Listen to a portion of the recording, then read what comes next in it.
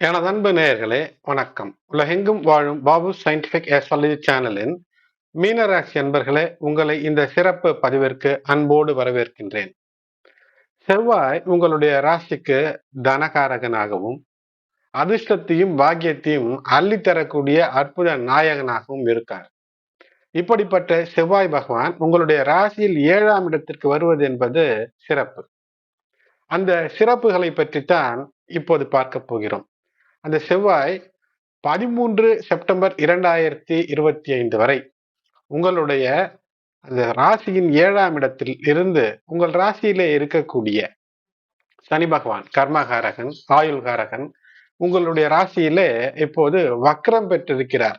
வக்ரம் பெற்ற சனி பகவான் சற்று கூடுதலான ஒரு அருளை இந்த செவ்வாயின் மீது பாய்ச்சும் போது மிக அற்புதங்களை எல்லாம் நீங்கள் பெற முடியும். சில நிலைகளிலே உங்களுடைய அந்த முயற்சியின் மூலமாக மாபெரும் வெற்றிகளை கூட நீங்கள் பெற்றுவிடலாம். அந்த பர்சனல் growth, உங்களுடைய சுய வாழ்க்கையிலே முன்னேற்றங்களை பெறலாம். எனது அன்பு மீனராசி என்பர்களே, உங்கள் ராசியிலே இந்த கர்ம காரகன் மற்றும் இந்த ஆயுள் காரகன் சனி வக்ரம் பெற்று இந்த செவ்வாயை பார்ப்பதுதான் இந்த பதிவினுடைய முக்கிய நோக்கம். பொது பலன் என்பது எல்லா கிரகங்களும் தனித்தனியாக ஒரு விஷயத்தை உங்களுக்கு தரும். ஆனால் இந்த சில விஷயத்தில், அதாவது சில கவனத்தோடு சில எச்சரிக்கையோடு இருந்தால், மேலும் இந்த 7 சனி காலத்திலே சனி பகவான் வக்கரம் பெற்றிருக்கும் போது நற்பலன்களை பெறலாம். சனி பகவான் நமக்கு 11 மற்றும் 12ஆம் இடத்து அதிபதியாக இருக்கிறார். அதனால் எந்த லாபம் வந்தாலும் அதை ஒரு சுபவிரயமாக மாற்றி அமைத்து தருவதற்கு நீங்கள் எடுக்கக்கூடிய முயற்சிகளுக்கு காரணமாக இருக்கக்கூடிய சனி பகவான் இப்போது உங்கள் ராசியில் வக்ரம். அதேபோல் செவ்வாய் தனத்தை தரக்கூடிய அற்புத நிலை. மீன ராசிக்கு 2 மற்றும் பாக்கிய அதிர்ஷ்ட வீட்டிற்கு அதிபதியான செவ்வாய் 7.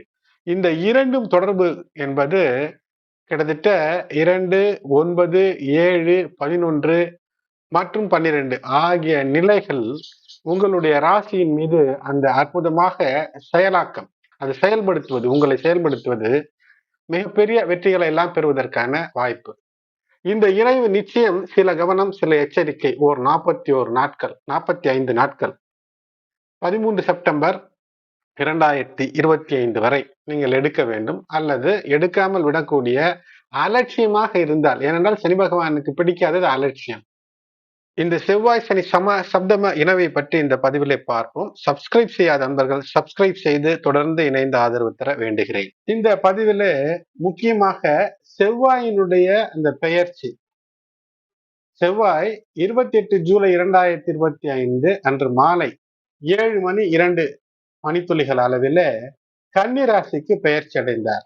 இந்த இடத்தில்தான், அதாவது இதே கன்னிராசியில் தான் செவ்வாய் 13 செப்டம்பர் 2025 வரை இங்கே தான் தங்கி, அதாவது அவருடைய பெயர்ச்சி என்பது இருக்கும். செவ்வாய் வெளி மேம்போக்காக பார்க்கும்போது ஒரு கடுமையான கிரகம் போன்று தோன்றும். ஆனால் செவ்வாயினுடைய ஆற்றல் தான் மிக முக்கியமானதாக இருக்கிறது. செவ்வாய் தைரியம், உற்சாகம், சக்தி, கோபம், படை நடத்தக்கூடிய விஷயம், அது மட்டுமல்லாமல் பல நிலைகளிலே வெற்றிக்கும் செவ்வாய் மிக முக்கிய கிரகமாக அமைந்து விடுகிறது. அது மட்டுமல்லாமல் இந்த மொத்த ஜாதக கட்டத்தை பார்க்கும்போது 27 நட்சத்திரங்களில 3 நட்சத்திரத்திற்கு செவ்வாய் அதிபதி.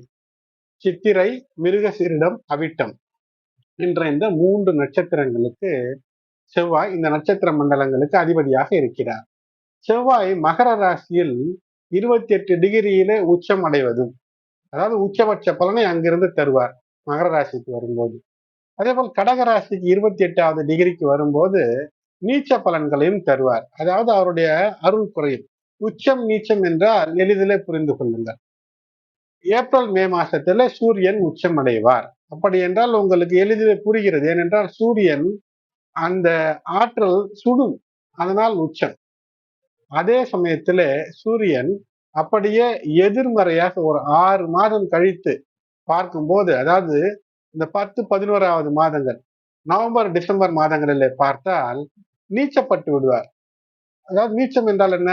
அதனுடைய எல்லா வகையான ஆற்றலும் குறைந்து தரும், குளிரடிக்கும். பூமிக்கு அருகில் வருவது, பூமிக்கு தள்ளி செல்வது. இதுதான் உச்சம் நீச்சம். அதே போல் செவ்வாய் அதனுடைய கிரணங்கள் நம்முடைய உடலை கண்ணுக்கு தெரியாத கிரணங்கள் வழியாக பாதிக்கிறது. அதனால்தான் உச்சம் நீச்சம் என்று நம்முடைய முன்னோர்கள் ரிஷிமுனிகள் எல்லாம் பல ஆயிரம் ஆண்டுகளுக்கு முன்பே செவ்வாய் உச்ச நீச்சத்தை கண்டு இந்த 4 கட்டம் 27 நட்சத்திரம் ஒரு அபிஜித்து என்பது இந்த மகர ராசிக்கு உள் சிக்கி இருக்கும் அந்த அபிஜித்து நட்சத்திரம் என்று இவையெல்லாம் வடிவமைத்திருப்பார்கள். இப்படி அற்புதங்கள் இருக்கு. செவ்வாய் கிரகம் பொறுத்தவரை ரத்தத்தை உற்பத்தி செய்யக்கூடிய போன் மேரோ மஜ்ஜை. அது மட்டுமல்லாமல் எங்கு சண்டை உருவாகிறது, அது ஒரு வீட்டில் இருக்கட்டும், இருவரிடம் இருக்கட்டும், அல்லது காதலியிடம் இடையே ஏற்படக்கூடிய காதலர்களோடு ஏற்படக்கூடிய சண்டை, அது சாதாரண சண்டையாக ஊடல் கூடலில் முடிகிறதா அல்லது யுத்தத்தில் முடிகிறதா என்பதையும் இந்த செவ்வாய் நிர்ணயம் செய்கிறது. ஆற்றல், எனர்ஜி, மின்சாரம் போன்றவற்றிற்கும் காரணியாக இந்த செவ்வாய் தான் அமைகிறது. அது மட்டுமல்லாமல் போர், சுறுசுறுப்பு, சோம்பேறித்தனமாக இருக்கிறானா, சுறுசுறுப்பாக இருக்கிறானா, தொழில்நுட்பம், டெக்னாலஜிக்கல் அட்வான்சஸ், இதற்கும் கூட செவ்வாய் அவருடைய ஆற்றலை தருவார். ஏனென்றால் எந்த தொழில்நுட்பம் வேண்டும் என்றாலும் மண் வேண்டும். மண் இருந்தால்தான் ஒரு தொழில்நுட்பமே நடக்கும். தலையில நான் மண்ணா இருக்கு என்று கேட்டால் ஆம், மண் இருக்கிறது தான். மண் இல்லை என்றால் அறிவே இல்லை. ஏனென்றால் மணல், இந்த மணலிலிருந்து தான் நம்முடைய அறிவினுடைய கூர்மை அதிலே பொதிந்திருக்கக்கூடிய அமைப்பெல்லாம் இருக்கும். இது மிகப்பெரிய கதையாக செல்லும். ஆகினால் நாம் செவ்வாயினுடைய பெயர்ச்சிக்கே செல்வோம். அணு ஆற்றல் எனர்ஜி. அது மட்டுமல்லாமல் எந்த வகையான ஆற்றலாக இருந்தாலும் இவற்றிற்கெல்லாம் கடவுளாக செவ்வாய் இருக்கிறார். கோள்களின் தளபதி, படை தளபதி, காவல் நாயகன் செவ்வாய். எளிமையாக சொல்ல வேண்டும் என்றால் எனர்ஜி சார்ந்த, ஆற்றல் சார்ந்த எல்லா விஷயத்திற்கும் செவ்வாய் ரத்தத்திற்கு காரகன். ரத்தம் ஆற்றல், அது பாய்ந்தால்தான் உயிர். அதுபோன்று எனர்ஜி, எலக்ட்ரிக்கல் எனர்ஜி, அது பாய்ந்தால்தான் எந்த மின்சார உபகரணமும் வேலை செய்யும். இப்படி ஆற்றலுக்கான எல்லா விஷயத்திற்கும் மிக மிக துல்லியமாக தன்னுடைய வேலைகளை செய்பவன், படை தளபதியாக, காவல் நாயகனாக செவ்வாய் தான் இருப்பார். கிட்டத்தட்ட 45 நாட்கள் ஒரு ராசியில இருப்பார். அதை விட சில சமயங்களில் அதிக மாதங்கள் ஒரே இடத்திலே டேரா போட்டு ரணகலம், ரதகலம், இரத்த களரியாக மாற்றக்கூடிய அமைப்பும் இந்த செவ்வாய்க்கு உண்டு. ஆனால் சென்ற மாதம் 28 ஜூலை 2025 வரை கேதுவோடு, ஏற்கனவே கேது மிகப்பெரிய ஒரு ஆற்றல் நாயகன், உள்ளிருந்தே மிகப்பெரிய அவன் ஒரு அணுகுண்டு போல வெடித்தால் யாரும் தாங்க முடியாது. அதனால் அப்படிப்பட்ட ஆற்றல் நாயகனோடு இணைந்திருந்தார். சில கட்டுப்பாடோடு இருந்திருப்பீர்கள், அல்லது கட்டுப்படுத்த முடியாத ஆற்றலின் காரணமாக உங்களை மீறி சில செயல்கள் நடந்திருக்கும். அதிலிருந்து இப்போது உங்கள் பிடிக்குள் சிலது வரும். இருந்தாலும் சில கவனங்கள் இப்போதும் தேவை. கன்னிராசியில செவ்வாய் பயணப்படும் போது. காரணம், சமசப்தமமாக சனி, வக்ர சனியினுடைய பார்வை பிடியிலே சிக்கி இருப்பார். வக்ர சனி என்றால் என்ன? சனி நீதியின் அதிபதி. எதை சிறிது தவறு என்றாலும் அவன் ஏற்றுக்கொள்ளப் போவதில்லை. ஆகையினால் ஏற்புடைய விஷயம் சட்டத்திற்கு உட்பட்டு உங்களுடைய வேலைகளை சரியாக செய்தீர்கள் என்றால் நல்லது, நிம்மதி என்பது இருக்கும்.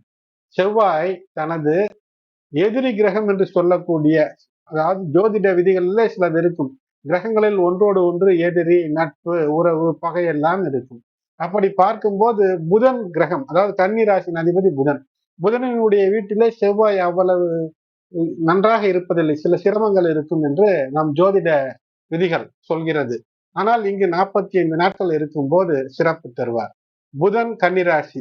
புதன் யாரு எந்தெந்த ராசிக்கெல்லாம் இனிமை தருகிறதோ அவற்றுக்கெல்லாம் செவ்வாய் இனிமையும், யாருக்கெல்லாம் கஷ்டத்தை தருமோ அவர்களுக்கெல்லாம் கஷ்டத்தை தரக்கூடிய அமை அமைப்பில இருக்கும். புதன் சுபர் சில ராசிகளுக்கு, குறிப்பாக மகர ராசிக்கு. அதனால் உங்களுடைய ஜாதகத்தில இந்த மகர ராசி அல்லது லக்னம் எப்படி அமைகிறதோ அதை பொறுத்தும், செவ்வாய் எப்படி அமைந்திருக்கிறது உங்களுடைய ராசியில் என்பதை பொறுத்தும் பலன்கள் அமையும். இந்த பதிவில செவ்வாய் உங்களுக்கு நல்லவரா கெட்டவரா என்று நீங்களே உங்களுடைய அனுபவத்திலே தெரிந்து கொள்வதற்கான அந்த விதிகளையும் அந்த நுட்பத்தையும் இதிலே நான் உங்களுக்கு சொல்ல காத்திருக்கிறேன். அதனால் பதிவை முழுவதுமாக கேளுங்கள். சுவராக இருக்கும் பட்சத்துல இனிமையான பலன்களை தருவார். எதிரிகளுக்கு சிம்ம சொப்பனமாக ஒருவரை மாற்றுவார். ஒவ்வொரு மனிதனும் வாழ்க்கையில செவ்வாய் கிரகம் என்பது மிக முக்கியம் என்பதை உணர்வார்கள். காரணம் செவ்வாய் தான் ரத்தத்திற்கு காரகன். சகோதரத்துவம், அதாவது தம்பி உடையான் படை கஞ்சான் என்பார்கள். இளைய சகோதரர்களை, இளைய சகோதரிகளை குறிக்கக்கூடியது. நிலம் ஆள வேண்டும் என்றால் ஏதோ ஒரு வகையில இந்த நிலத்தினுடைய அம்சம் இருக்க வேண்டும். அந்த நீச்சம் பெறக்கூடிய, அதாவது சந்திரன் நீச்சம் பெறக்கூடிய விருச்சிக ராசிக்கு அதிபதியும் செவ்வாய் தான். அந்த விருச்சிக ராசிக்காரர்கள் கூட அவர்களுடைய அந்த குணாதிசயங்களினால், அதை மிக விவரமாக சொல்ல முடியாது, ஆனால் அந்த குணாதிசயங்களினால் நாட்டையே கட்டுப்படுத்தக்கூடிய உயர்வுக்கு கூட செல்ல முடியும் என்று இந்த கிரகம் நமக்கு எடுத்து காட்டியிருக்கிறது. மனித வாழ்க்கையில செவ்வாயினுடைய தாக்கம் அது மிக முக்கியம். இந்த தாக்கம், நீங்கள் ஒருவருடைய பேச்சிலே சற்று நிதானத்தோடு இருக்க வேண்டும், கவனத்தோடு இருக்க வேண்டும். கன்னி ராசியில் செவ்வாய் பெயர்ச்சி, இதை எப்படி சமாளிப்பது? ஏதேனும் பரிகாரங்கள் இருக்கிறதா என்றால், பரிகாரங்களிலே மிகப்பெரிய நம்பிக்கை பலருக்கு இருக்காது. ஆனாலும் கூட காலப்போக்கிலே அந்த பரிகாரங்கள் பலன் தருகிறது என்பதை உணரும் போது அந்த பரிகாரங்களை செய்வது. பரிகாரம் என்றால் லட்சம், ஆயிரம், கோடி என்றெல்லாம் செலவு செய்ய தேவையில்லை. செவ்வாய் கிரகத்தை உங்களுக்கு நன்மைகளை செய்ய வேண்டும் என்று நினைத்தால், செவ்வாய் கிழமைகளிலே அனுமன் வழிபாடு அல்லது அனுமனை சார்ந்த விஷயங்களை நீங்கள் தெரிந்து கொள்ளலாம். அனுமன் வழிபாடு என்றால் என்ன? அனுமன் கோயிலிலே சென்று வெண்ணெய், வடைமாலை எல்லாம் சாற்றி வைப்பார்கள், வாங்கி சாப்பிட்டு விட்டு வருவதா? ஹனுமனை பற்றி படிக்கும்போது அதற்குள் எப்படி வாழ்க்கையை கட்டமைப்பது, எந்த குணங்கள், தன்னம்பிக்கை போன்ற விஷயங்கள் வரும்போது செவ்வாய் சரியாக இல்லை என்றாலும் அதிலிருந்து வெளிவரக்கூடிய அமைப்பை தரும். அதனால்தான் அனுமன் வழிபாடு, அனுமன் கதையை அங்கு சொல்லுவார்கள். இதிலிருந்து அந்த பக்தி ஆன்மீக மார்க்கத்திலே ஒரு வெற்றி ஆகினால் அனுமன் வழிபாடு செவ்வாய்க்கிழமைகளிலே, சனிக்கிழமைகளிலே. அதேபோல் வாழ்க்கையின் அனைத்து பிரச்சனைகளையும் தீர்க்க ஒவ்வொரு செவ்வாய்க்கிழமையும் முருகனுக்கான வழிபாடு மற்றும் அனுமன் வழிபாடை செவ்வாய்க்கிழமைகளிலும் கூட நீங்கள் அனுசரிக்கலாம். அது மட்டுமல்ல, அடுத்தது துர்க்கை அம்மனுக்கான வழிபாடு ஒரு பரிகாரம். ராகுகால வேளையில தீபமேற்றி வழிபாடு செய்வது செவ்வாய் மற்றும் ஞாயிறு. அது மட்டுமல்லாமல் இந்த துர்க்கை அம்மனினுடைய அந்த அம்சத்தினுடைய விஷயங்களை நீங்கள் அறிந்து கொள்ள வேண்டும். இல்லை என்றால் தெரிந்தவரிடம் கேட்டு நீங்கள் அதை புரிந்து கொள்ளும் போது வாழ்க்கையினுடைய தத்துவங்களை, துர்க்கை அம்மன் எல்லாம் தீயவற்றை அழித்து தைரியம், தன்னம்பிக்கையை புகுத்து மீண்டும் உலகத்திலே நன்மையை புகுத்துவார். ஆகையினால் ஒரு ஆற்றலை பாய்ச்சக்கூடிய செவ்வாய் ராசியிலே கெட்டிருக்கிறது உங்களுடைய சுய ஜாதகத்தில் என்றால், பரிகாரம் என்றால் இந்த வழிபாடுகள் எல்லாம் மெதுவாக செய்யும்போது அந்த விஷயங்களினுடைய தன்மைகளை நீங்கள் உங்களுடைய மெதுவாக நீங்கள் ஈர்த்துக் கொள்வீர்கள். எப்படி ஒரு சாதாரண இரும்பு ஒரு காந்தத்தின் பக்கத்தில் வைக்கும் போது மெதுவாக காந்தத்தை அதுவும் எடுத்து அதுவும் காந்தமாக மாறுகிறதோ அப்படி பலன் தரும். மேலும் இஷ்டி நாட்களிலே தீப வழிபாடு, ஹோமங்கள் செய்வது, ஹனுமன் சாலிசாவை படிப்பது, ஓதுவது. ஹனுமன் சாலிசா என்பது தமிழிலே அல்ல, அது வேறு மொழியிலே இருக்கிறது. இருந்தாலும் கூட அதை படித்து அதனுடைய அர்த்தத்தை தெரிந்து கொள்ளும் போது அதற்குள் கடமையாதி முறையிலே பல விஷயங்களை, அறிவியல் சார்ந்த விஷயங்களை, வாழ்க்கையின் தத்துவங்களை சொல்லி இருக்கும். ஒவ்வொரு வரிக்கும் மிகப்பெரிய விளக்கத்தை தரலாம். ஆகையினால் அது மிக அற்புதம். கடமையாதி என்றால் ஒரு 4 எழுத்திற்குள் 4000 விஷயங்களை பதித்து வைப்பதுதான் கடப்பையாதி முறை. அது மட்டுமல்லாமல் செவ்வாய் கிரகத்திலிருந்து நல்ல பலன்களை பெற செவ்வாய் கிரகத்தினுடைய விஷயத்தை ஊக்குவிக்கக்கூடிய பவளம் போன்ற ரத்தினங்களை அணியலாம். ஆனால் நல்ல நுட்பமுள்ள ஜோதிடரிடம், நுட்பங்களை அறிந்த ஜோதிடரிடம் கேட்டு அணிய வேண்டும். இதிலே ஒரு சூட்சமம் இருக்கிறது. செவ்வாய்க்கிழமைகளில உங்கள் திறனுக்கு ஏற்ப அல்லது உங்களுடைய சக்திக்கு ஏற்ப உற்றார் உறவினருக்கு அல்லது மிருகங்கள், மாடு, நாய் போன்றவற்றிற்கு கூட உணவளிப்பது நல்லது. நீங்கள் உணவளிக்கக்கூடிய, உங்கள் உணவை ஏற்கக்கூடியவர்கள் நல்லவர்களாக இருக்க வேண்டும் என்பதில ஒரு சூட்சமம் இருக்கிறது. அதேபோல் இந்த நிலை என்பது, இந்த காலகட்டம் என்பது மாணவர்களுக்கு பொதுவிலே ஒரு போராட்ட குணத்தை தந்துவிடும். ஒரு 45 நாட்கள் எந்த ராசி, எந்த லக்னம் எல்லாம் இல்லை, மாணவர்களுக்கு பொதுவாக. ஏனென்றால் செவ்வாய் ஒரு ஊக்கத்தை தந்து விடுவார். அந்த ஊக்க குணம் என்பது தேவையற்ற ஆற்றலையும் பாய்ச்சிவிடும். தேவையற்ற ஆற்றலை சரியான முறையிலே நீங்கள் மடைமாற்றவில்லை என்றால் அது தப்பிலே சென்று முடியும். தேர்வு முறைகளிலே குளறுபடிகள் தோன்றக்கூடிய அமைப்பு இருக்கும். பிரச்சனைகள் ஏற்படக்கூடிய வாய்ப்பும் பொதுவிலே உலகத்தில் நடக்கும். திடீர் போராட்டங்கள் எழுவதற்கான வாய்ப்பு இருக்கிறது. ஆகினால் அது சார்ந்த விஷயங்களிலே கவனமாக இருக்க வேண்டும். மழை பெய்யக்கூடிய அமைப்பு இந்த காலகட்டத்தில் இருக்கும். இருந்தாலும் கூட திடீர் தீச்சம்பவங்கள் மூண்டு தீச்சம்பவங்களினால் பிரச்சனை ஏற்படும். இதெல்லாம் நாம் கவனத்தில் கொள்ளும் போது எங்காவது ஒரு பிரச்சனை நிகழும், அதிகமாக கூட்டம் இருக்கும் என்றால் அதை தவிர்த்து விடுங்கள். அங்கிருந்து தப்பித்துக் கொள்ள வழியே இல்லாத இடத்துல சென்று மாட்டிக்கொண்டால் அதிலே மிதிபடக்கூடிய பிரச்சனையில சிக்காதீர்கள். காட்டுத்தீ உலகில் பல நிலைகளிலே தொல்லை தரக்கூடிய அமைப்பு, ரசாயன தீ, பெட்ரோலிய தீ, ஆலை தீ, பட்டாசு தீ என பல நிலைகளிலே சிக்கலை ஏற்படுத்தக்கூடிய ஒரு கிரகநிலை தான். இருந்தாலும் தனி மனித வாழ்க்கையிலே வெற்றியை தரும். செவ்வாய் உங்கள் ராசிக்கு நல்லவரா கெட்டவரா? எப்படி பார்ப்பது? எப்படி கண்டுபிடிப்பது? நிச்சயமாக அதை கண்டுபிடிக்கலாம்.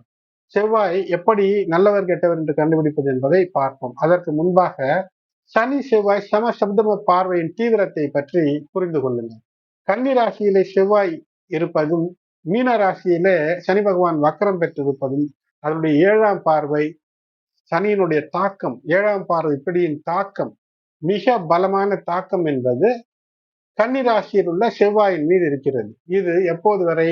செப்டம்பர் 13 வரை இந்த மோதல் இருக்கும். ஆகையினால் வாழ்க்கையின் பல்வேறு நிலைகளை இது பாதிக்கும். பாதிக்கும் என்றால் என்ன? இதனுடைய தாக்கம் இருக்கும். நீங்கள் சமநிலையிலே இருக்க வேண்டும். ஒரு ஆற்றல், ஒரு முன்கோபம் வருகிறது என்றால் அதை கட்டுப்படுத்திக் கொள்ள வேண்டும். இது ஃபிரிக்ஷன் பிட்வீன் இம்பல்சிவ் டெண்டன்சிஸ், அதாவது திடீரென்று ஒரு யாரேனும் ஒரு விஷயத்தை சொன்னால் சட்டென்று ஒரு கோபம் வரும். இதை நீங்கள் சமநிலைக்கு கொண்டு வருவதற்கான பயிற்சியை மேற்கொள்ளவில்லை என்றால் சிக்கல் வரும். அதனால்தான் அந்த பொறுமைக்கும் ஒழுக்கத்திற்கும் இடையில ஒரு சண்டை. பொறுமை ஒழுக்கம் வேண்டும், அதே சமயத்துல அந்த முன்கோபம் இருக்கிறது.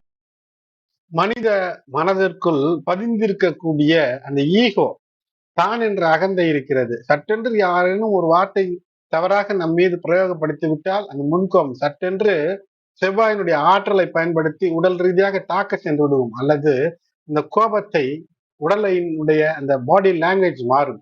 ஆகினால் இந்த 2 நிலைக்கும் இடையே சமநிலை, பொறுமை ஒழுக்கம் என்ற ஒரு நிலை, மற்றொன்று மன கிளர்ச்சியின் போக்குகளுக்கு அடிமைப்பட்டு ஒரு சிக்கலுக்குள் சிக்கிக் கொள்ளக்கூடிய நிலை. இந்த சனி பார்வை தரும், அதை சோதிக்கிறது சனி. இதிலே கவனத்தோடு இருந்தீர்கள் என்றால் வெற்றி என்பது பெறக்கூடிய அமைப்பை தரும். சனி கிரகத்தினுடைய முக்கிய பார்வை பலம் என்பது கன்னிராசியின் மீது, அங்க இருக்கக்கூடிய செவ்வாயின் மீது இருக்கிறது. ஆகையினால் மீன ராசியில் சனியானவர், சனி பகவான் ஆனவர் உங்களுடைய இரக்க குணம், கனவுகள் மற்றும் இந்த ஒழுக்கத்தை அதை சோதிக்கக்கூடிய அமைப்புல இருக்கும். ஆகையினால் இது ஒரு போராட்டம் என்று எடுத்துக்கொள்ளலாம். சனி பகவான் செவ்வாய், செவ்வாயினுடைய விஷயத்தை வைத்து ஒரு சிக்கலிலே தள்ளக்கூடிய சதுரங்க விளையாட்டை, ஒரு சதியை, ஒரு பூர்வ ஜென்ம வினை பயனினுடைய ஒரு ஏதேனும் ஒரு சிக்கலை தந்து விடுவதற்கான வாய்ப்பு, அதற்கு இடம் கொடுக்காமல் எந்த விதமான ஒரு சக்தி வாய்ந்த ஒரு தேவையற்ற ஆற்றலை வெளிப்படுத்தாமல் இருப்பது மிக முக்கியம்.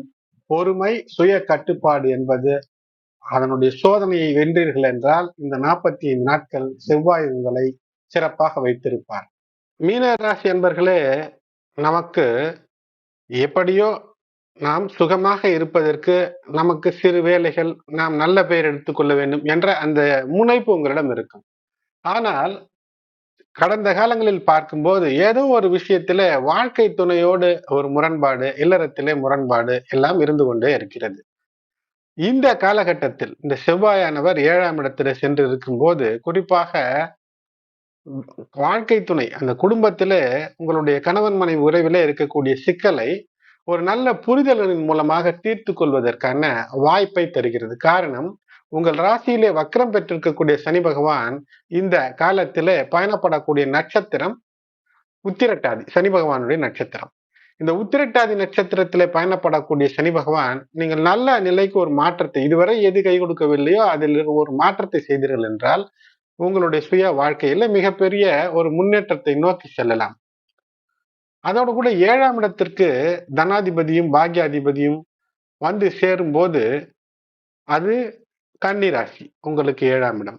இப்போது வாழ்க்கை துணையோடு சில விஷயங்களில முரண் இல்லாமல் இருக்க வேண்டும். பல அனுகூல பலன்களை தவறவிடாமல் இருப்பதற்கு, அது மட்டுமல்ல, செவ்வாய் நல்லவரா கெட்டவரா என்பதை நீங்கள் அறிந்து கொள்வதற்கும் நான் இதில் இந்த பதிவிலே சூட்சுமத்தை சொல்கிறேன் என்று நான் சொல்லியிருக்கின்றேன். நிச்சயமாக முழுவதுமாக கேளுங்கள். அப்போது உங்களுக்கு செவ்வாயினுடைய உங்களுடைய சுய ஜாதகத்தின் பலத்தை பற்றி நீங்கள் அறிந்து கொள்ளலாம். அதை பற்றியும் இந்த பதிவிலே காணலாம். 7வது வீடு, 7வது வீட்டிலே செவ்வாய் என்பது மிக முக்கியம். குறிப்பாக உடல்நல விஷயங்கள்ல கவனம். உங்களுடைய வாழ்க்கை துணையினுடைய உடல்நலம், உங்களுடைய உடல்நலத்திலும் கூட. ஏனென்றால் யாருக்கு உடல்நலம் கெட்டாலும் குடும்பத்திலே வருத்தம், குடும்பத்திலே செலவென்றால் நமக்கான செலவுதான் மீனராசி என்பர்களே. ஆகையினாலே அடிவயிறு, இனப்பெருக்க உறுப்புக்கள் ஆண் மற்றும் பெண் இருபாலருக்கும் மற்றும் சிறுநீர், கழிவுநீர் பாதைகள், கழிவு பாதைகள் இவற்றிலே ஏதேனும் சிறு சிறு பிரச்சனைகள் என்றாலும் கூட அதை அலட்சியப்படுத்தாமல் பாருங்கள். ஏதோ லேசான அரிப்பு அப்படித்தான் இருக்கிறது, சிறிது ரத்தம் தானே போகிறது, மூல நோய் என்று இருந்தால் அது பல சிக்கலை தந்துவிடும். ஏனென்றால் அலட்சிய போக்கு என்பது நிச்சயம் கூடாது. உடல் நலத்திலே கவனம். ஏனென்றால் உடல் நலம் சீராக இருந்தால்தான் உள்ள நலமும் சீராக இருக்கும், உடல் வலிமையும் கூடும். அதேபோல் 7வது வீடு என்பது காதல், திருமண வாழ்க்கை, வியாபாரம், வணிகம் இவற்றை எல்லாம் குறிக்கக்கூடியது. பார்ட்னர்ஷிப். ஆகையினால இந்த விஷயங்களில ஏதேனும் சிக்கல் இருக்கிறதா என்றால் அதை வாய் சண்டை, கை சண்டையாக மாற்றினால் சட்ட சிக்கல் வரும். இதிலே கவனமாக இருக்க வேண்டும்.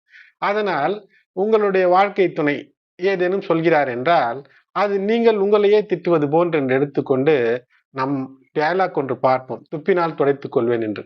அது போன்று இப்போது இருந்தால் வாழ்க்கையில வெற்றிக்கான வழி என்பது இருக்கும். ஆனால் அவர்கள் சொல்லக்கூடிய கருத்திலே நேர்மையும் நியாயமும் இருந்தால் உங்களை நீங்கள் மாற்றிக்கொள்ள வேண்டும். இல்லை என்றால் தொடர் சிக்கல் 7 சனி காலத்திலே இருந்து கொண்டிருக்கும். அது மட்டுமல்லாமல் இந்த காலத்துல ஒருவரோடு ஒருவர் அந்த தொடர்பு, கம்யூனிகேஷன், பேச்சு இதிலே சற்று கூடுதல் கவனம். வார்த்தை பிரயோகத்திலே எச்சரிக்கை. தான் என்ற அகம்பாவத்தோடு ஏதேனும் பேசினீர்கள் என்றால் அதுதான் சிக்கல். நீ என்ன சொல்றது, நான் என்ன கேட்கறது, இப்படியெல்லாம் பேசக்கூடாது. ஒப்பந்தங்களை கையெழுத்திடும் போது இந்த காலகட்டத்துல மிக கவனமாக பார்த்து கையெழுத்திட வேண்டும். இல்லை என்றால் அதிலே சிக்கல் ஏற்பட்டு இந்த வரக்கூடிய மேலும் ஒரு 5 ஆண்டு காலத்திலே தொடர்ந்து இந்த சிக்கலுக்காக வேலைகளிலே இழுத்தடிப்பு, தடை தாமதம் ஏற்படும். அது மட்டுமல்லாமல் சோசியல் இமேஜ், உங்களுடைய பொது பிம்பம், அதை சீர்குலைத்துக் கொள்ளக்கூடிய எந்த நடவடிக்கையிலும் ஈடுபடாதீர்கள்.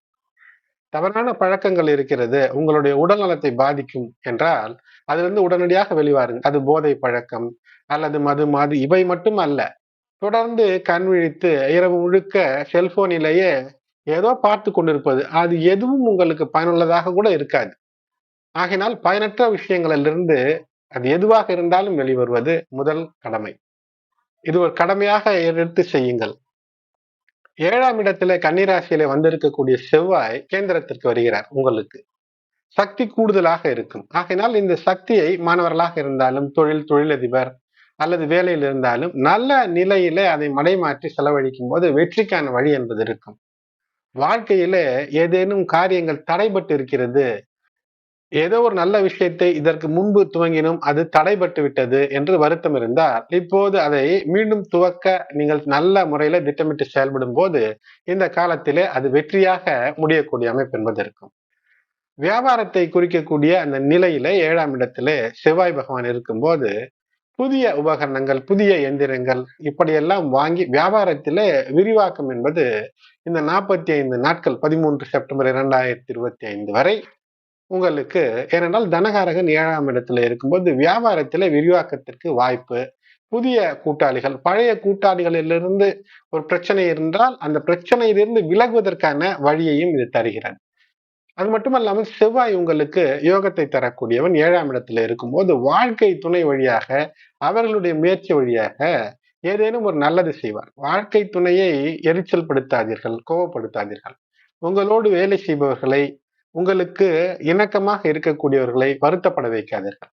உங்கள் இளையோர்களோடு முரண்படாதீர்கள். அதோடு மட்டுமல்லாமல் உறவினர்களோடு, அக்கம் பக்கத்தோடு நிச்சயமாக பிரச்சனை ஏற்படுத்திக் கொள்ளாதீர்கள். வாழ்க்கை துணையின் காரணமாக தனலாபம் கூடும். ஆனால் இங்கு இந்த செவ்வாய் 7ஆம் இடத்திற்கு வந்திருப்பது என்பது பொது விதிகளின் அடிப்படையிலே பார்த்தால் ஒரு மங்கள தோஷம் என்பது இருக்கும். ஆகையினால் வாழ்க்கை துணையோடு சிறு சிறு சண்டைகள் வரத்தான் செய்யும். ஆனால் அவையெல்லாம் எளிதிலே தீர்த்து விடலாம். கரம் கரம் என்று, அதாவது நான் தான் பலசாலி, நான் தான் என்று ஆணவத்தோடு இருந்தால்தான் வாழ்க்கையில வாழ்க்கை துணையோடு பிரச்சனை இருக்கும். விட்டு கொடுத்து செல்லும் போது பிரச்சனை இருக்காது. 98, 97% ஆண்கள், பெண்கள் விட்டு கொடுத்து செல்கிறார்கள். அந்த 2, 3% தான் சண்டை போட்டுக்கொண்டு வழக்காடி கொண்டு இருக்கும். செவ்வாய் மீனராசியின் 2 மற்றும் பாக்கிய வீட்டுக்கு அதிபதியாக இருப்பவர் இந்த 7ஆம் வீட்டிலே சஞ்சரிக்கும் போது சாதகமான பலன்கள் பெருவாரியாக தருவார். ஆனால் நான் சொன்னேன், உடல் நலம், சண்டை போடுவது, இந்த விஷயங்களை எல்லாம் சற்று கவனத்தோடு நீங்கள் பார்க்க வேண்டும். சனி வேறு மீன ராசி உங்களுடைய ராசியிலே வக்ரம் பெற்றிருக்கிறார். இதுதான் மிக கவனமாக பார்க்க வேண்டும். ஏனென்றால் சிறு சிறு தவறுகள் நீங்கள் செய்தாலும் கூட, அதாவது யாருக்கு தெரிய போகிறது, அதனால் ஒரு முறை ஏதோ சற்று தேவையற்ற ஒன்றை ரசித்து பார்ப்போம், ருசித்து பார்ப்போம் என்று இருந்தாலும் கூட சிக்கலை தரும். நீங்கள் மற்றவர்களோடு அதிகம் பேச வாய்ப்பு, கம்யூனிகேஷன் வாய்ப்பு கண்டிப்பாக இருக்கும். ஆனால் வீண் விவாதங்கள் இவற்றை தவிருங்கள். ஆசிரியர்களாக இருக்கிறீர்கள் என்றால் உங்கள் பேச்சு எப்படி இருந்தால் மாணவர்களுக்கு பிடிக்கும் என்று அப்படி கட்டமைத்து நன்மதிப்பை பெறுங்கள். முற்றிலுமாக தவிர்க்க வேண்டியது முன்கோபம், கோபம், எடுத்தெறிந்து பேசுவது. இப்போது யாரையும் கட்டுப்படுத்த மீனராசிக்காரர்கள் நினைக்கவே கூடாது. அப்படி நாம் நினைத்தோம் என்றால் நிச்சயமாக அதிலே ஒரு தடை, தாமதம், கெட்ட பெயர் வரும். புதிய ஒப்பந்தங்கள் ஏற்படும். புதிய கூட்டாளிகள் வருவதற்கான வாய்ப்பு இருக்கிறது. உறவு முறைகளிலே சிக்கலை நிச்சயமாக தவிர்க்க வேண்டும். அதை நீங்கள் கையாண்டால்தான் நிச்சயம் நிம்மதி என்பது இருக்கும். குடும்பத்தாரின் தேவைகள் மற்றும் அபிலாஷைகளை பூர்த்தி செய்வதற்கும் உங்கள் சுய தேவைகளை பூர்த்தி செய்வதற்கும் சற்று கூடுதல் அலைச்சல்கள், போராட்டங்கள் இருந்தாலும் கூட இதை நீங்கள் செய்து முடிக்கக்கூடிய அமைப்பு என்பது இருக்கும். திருமணமானவராக இருந்தால் உங்களுடைய வாழ்க்கை துணையோடு இருக்கக்கூடிய சச்சரவுகளை பேசி தீர்த்து கொள்ள ஒரு அருமையான காலம். பேச்சால், முன்கோபத்தால் உங்கள் முன்னேற்றத்திற்கான அந்த விஷயம் எதையுமே தடைப்படுத்திக் கொள்ளாதீர்கள், கெடுத்துக் கொள்ளாதீர்கள். செவ்வாய் சில சமயங்களில் மாரகாதிபதியாக வேலை செய்து உடல் நலத்தில் கூட சில சிக்கலை தரக்கூடிய அமைப்பு. நீங்கள் எடுக்கக்கூடிய உணவு, சாப்பிடக்கூடிய உணவு, பண்ணக்கூடிய பிசிக்கல் ஆக்டிவிட்டிஸ், தேவையற்ற உடல் உழைப்புகளையும் நிச்சயமாக தவிருங்கள். 13 ஆகஸ்டிலே செவ்வாய் அஸ்த நட்சத்திரத்திலே வருவார் 7ஆம் இடத்திலே. அப்போது யாரிடமும் இந்த கைகலப்பு அல்லது உங்களுடைய கைகளால் நன்மையை தவிர வேறு ஏதும் செய்யாதீர்கள். 3 செப்டம்பரிலே செவ்வாய் சுய நட்சத்திரத்திற்கு சித்திரையிலே வரும்போது யாரையும் கட்டுப்படுத்த நினைக்காதீர்கள். உங்களுடைய உடல் நலம், குறிப்பாக கருப்பை, கழிவு பாதைகள், உடல் நலத்திலே மிக கவனமாக இருங்கள். செவ்வாயினுடைய 4ஆம் பார்வை 10ஆம் வீட்டிலே. 10ஆம் வீட்டில மேலும் பல கிரகங்களினுடைய பார்வை இருக்கிறது. ஆகையினால் தொழிலிலே நேர்மையோடு இருந்தீர், சட்டத்தின்படி இருந்தீர் என்றால் நமக்கு மிகப்பெரிய வெற்றி எல்லாம் காத்திருக்கிறது. செவ்வாயினுடைய 7ஆம் பார்வை உங்களுடைய ராசியின் மீது. ஆகையினாலே சோம்பேறித்தனத்தை அகற்றி சுறுசுறுப்போடு இருங்கள். வாகன பயணங்களில மிக கவனமாக இருங்கள். செவ்வாய் பகவானுடைய 8ஆம் பார்வை உங்களுடைய ராசிக்கு 2ஆம் இடத்திலே. ஆகையினால் நிலம் மூலமாக தனலாபம் உண்டு. ஈகோவை தவிர்த்து ஏதேனும் ஒரு நிலம் வாங்குவதில் கைப்பணம் இல்லை என்றாலும் கூட ஒரு முயற்சி எடுத்தீர்கள் என்றால் அது வெற்றியாக அமையும். மேலும் ஒரு கூடுதல் பரிகாரம் என்றால் பெண்களை தெய்வமாக வணங்குவது, பெண்களுக்கு உரிய மதிப்பு கொடுத்து நடப்பது, முருகன் வழிபாட்டிலே தீவிரமாக இருப்பது, சஷ்டி, கிருத்திகை மற்றும் செவ்வாய்க்கிழமைகளில் முருகன் வழிபாடு செய்வதும், அது மட்டுமல்லாமல் உங்களுடைய ராசிக்கு 12ல ராகுவும் விதேச காலத்தில் இருக்கக்கூடிய காரணத்தினால் துர்க்கை அம்மன் வழிபாடும் மேலும் உங்களுக்கு ஏற்றத்தை நிச்சயமாக தரும். இப்போது எளிய முறையில செவ்வாய் உங்களுடைய பிறவி ஜாதகத்திற்கு நல்லவராக இருக்கிறாரா, கெட்டவராக இருக்கிறாரா என்று எப்படி கண்டுபிடிப்பது?